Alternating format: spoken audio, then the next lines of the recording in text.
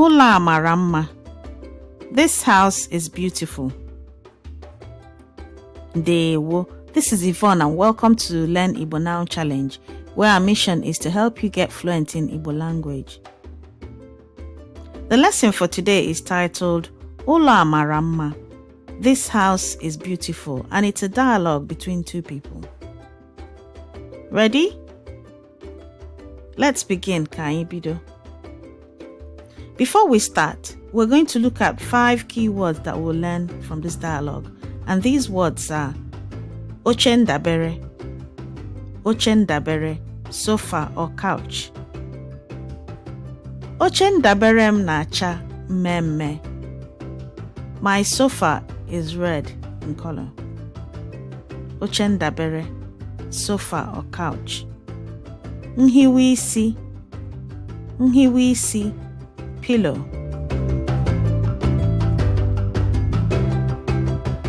Nhiwe isi a ebuka. This pillow is large. Nhiwe isi, pillow. Mgbochi ọkụ, fireproof.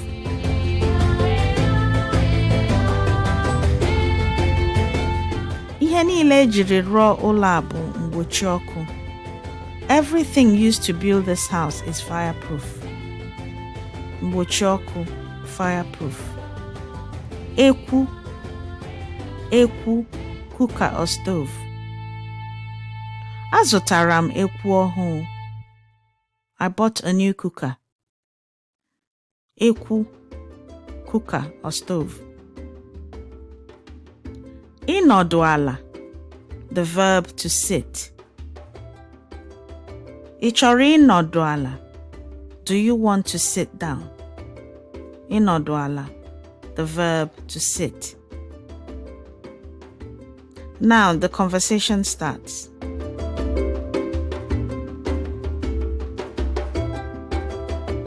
Legodi nnukwu ụlọ a. Legodi nnukwu ụlọ a.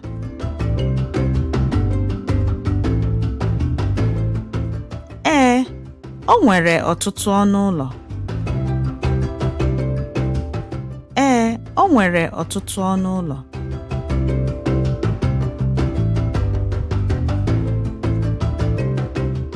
Ana m ahụ TV n'ime obi.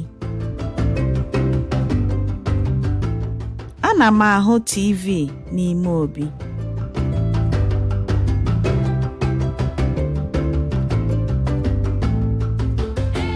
Na nnukwu oche ndabere ịnọdụ ala. Na nnukwu oche ndabere ịnọdụ ala.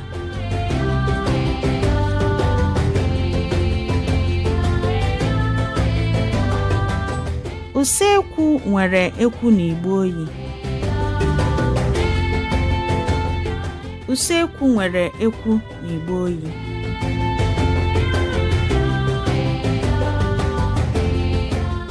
N'ọtụtụ nri a ga-esi. N'ọtụtụ nri a ga-esi. Ahụrụ m akwa mara mma n'ime mkpachi n'anya.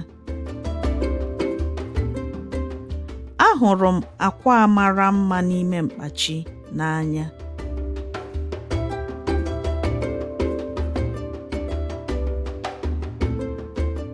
Ma mụnwa, nhiwe isi mara mma.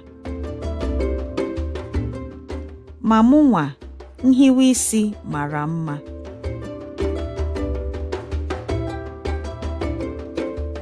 Ụlọ nsa ahụ nwere ọkụ nsacha, opi nsa ahụ na ebe mposi. Ụlọ nsa ahụ nwere ọkụ nsacha, opi nsa ahụ na ebe mposi.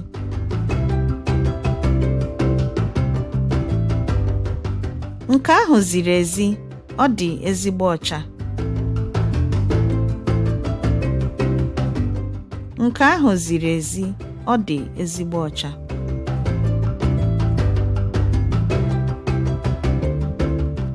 Ụzọ niile dị n'ụlọ a na-amasịkwa m. Ụzọ niile dị n'ụlọ a na-amasịkwa m. Ha bụ ụzọ mgbochi ọkụ. Ha bụ ụzọ mgbochi ọkụ. And so the 5 key words we've learnt in this dialogue are oche ndabere, sofa or couch. Nhiwe isi, pillow. Mgbochi ọkụ, fireproof. Ekwu, cooker or stove. Ịnọdụ ala, to sit. In conclusion, always remember that practice makes perfect, and that each effort you make brings you closer to your Igbo language and culture learning goals. Ka o mesịa.